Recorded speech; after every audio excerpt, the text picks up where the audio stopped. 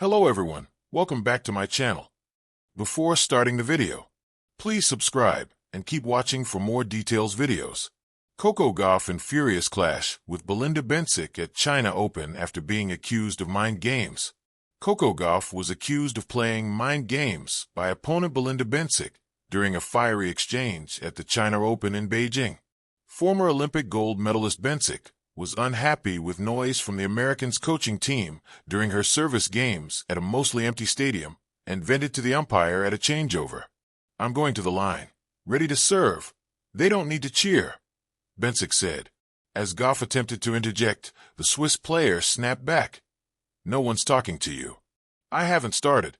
Your team is chatting. I'm too old for these mind games, okay?"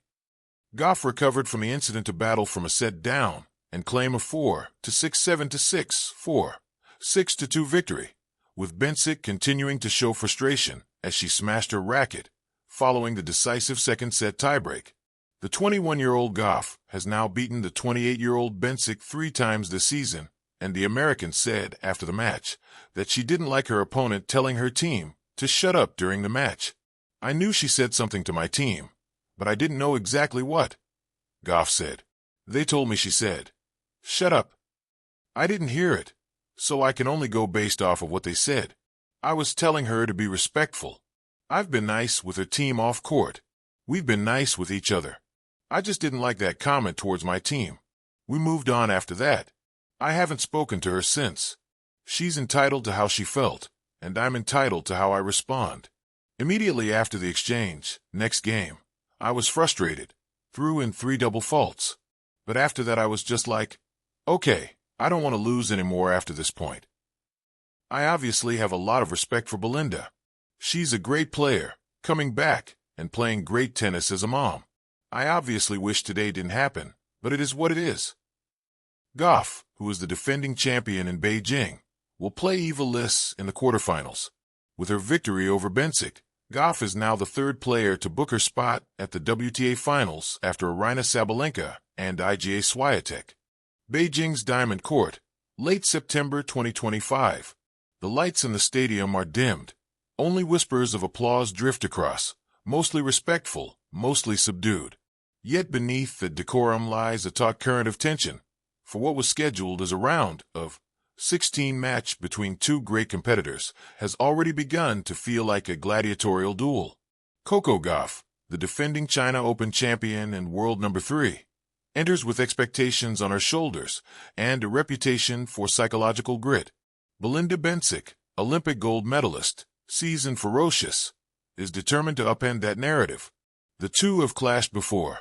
Their rivalry is ripe with respect and rivalry in equal measure. But on this night, the match will not just be won with strokes, but with nerves, temperament, and words. Act 1. Early exchanges, rising storms. The match begins sharply. Bencic comes out strong, breaking Gauff's serve and sealing the first set 6-4. She looks composed and assertive. The statement is made early. "I am here, I will fight." In the first set, Gauff's energy is present but not overwhelming. Against a player as experienced as Bencic, she knows the path will be uphill. Yet she does not appear rattled, more reserved, measuring her options, waiting for the right moment. By the time the second set arrives, the quiet of the stadium amplifies every footstep, every grunt, every shuffle. The contrast is stark. Players are not only battling each other, but also the silence. In this setting, even the faintest disturbance becomes magnified. It is precisely in that silence that the spark is struck. Act 2. Mind games, a battle of wills. Midway through the second set, during a changeover, Bencic voices what she perceives as an injustice. She accuses Gauff's team, sitting quietly in the stands, of chatting or cheering at inopportune moments, disrupting her concentration. "When I'm going to the line ready to serve, they don't need to cheer," she protests to the chair umpire. Yard barker, +2. Flash score, +2. The line is razor thin. Is this a valid grievance or a psychological tactic aimed at unseating Gauff's calm? The remark forces Gauff into the fray. She tries to interject, but Bencic sharply rebukes her. "No one's talking to you." "She's talking to me, okay. Your team is chatting. I'm too old for these mind games, okay? Blue News. +3. Sports Tack. +3. Yardbarker. +3. It is a provocative line, laden with emotional weight. Bencic, in that moment, tries to reclaim agency. She is not someone to be toyed with. She refuses to be rattled. By asserting she is too old for such games, she flips the convention. The younger Gauff is being painted as the instigator. Gauff, always astute and often verbally sharp, responds with a counterpunch. "You're the one playing the mind games," she says, soft but unyielding. Yardbarker. +3. Talksport. +3. TNT Sports. +3. Thus, the match becomes extra-dimensional. The physical rally continues, but now there's a parallel contest. Who will control focus, composure, and narrative? Act 3. Turning the tide. Bencic's disruption seems to shake momentarily the momentum, but Gauff, steadier now, begins to find her footing. In the second set's tiebreak, as tension peaks, Bencic double faults at a crucial point, and in frustration, lets go of her racket. The emotional delivery is unmistakable. Yardbarker. +2. Flash score. +2. Gauff grabs the tiebreak 7-4, and with it, a psychological turn. Bencic's energy seems to fray. The match slips out of her grasp. The third set becomes a showcase of momentum and will. Gauff breaks early and proceeds to dominate, closing out the set 6-2. Flash score. +3. ESPN. +3. Flash score. +3. In the end, the final scoreline reads 4-6, 7-6, 7-4, 6-2 in favor of Gauff. ESPN. +2. Talksport.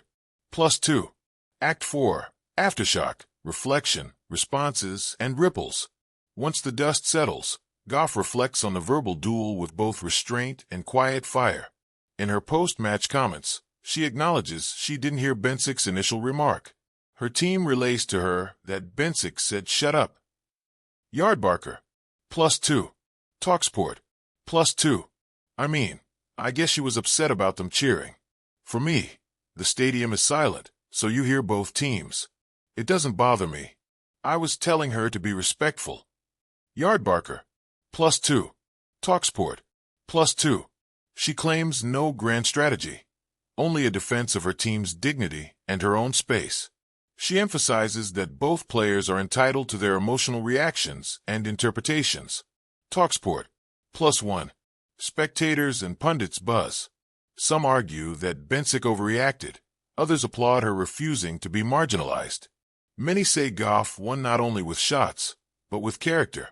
On social media threads and fans' forums, the verbal moments are replayed over and over. "I'm too old for these mind games" becomes a meme-worthy line. Reddit. +2. Reddit. +2. In the larger context, this match cements Gauff's aura not just as a gifted athlete, but as a player who can absorb provocation and respond with equilibrium. For Bencic, it's a reminder that even the most composed competitors can be pushed out of balance. Epilogue. The drama, the legacy, the lesson.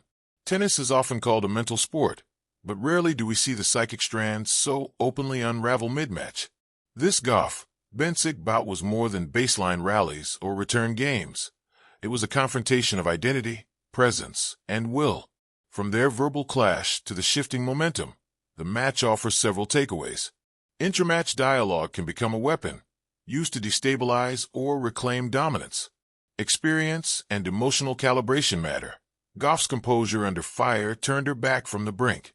Words can echo as loudly as winners. A sentence, a retort, a jab can alter the tenor of a match. Tension is part of the narrative. Sports is not just what happens, but how it feels when it happens. For Coco Gauff, this match is a statement. She can win through adversity, through provocation, through pressure. For Belinda Bencic, it's a vivid reminder of the margin between control and disquiet. When the stadium goes silent again, the memory remains. A clash not only of rackets and footwork, but of wills. A moment when the beautiful precision of tennis and the raw pulse of human emotion collided under Beijing lights.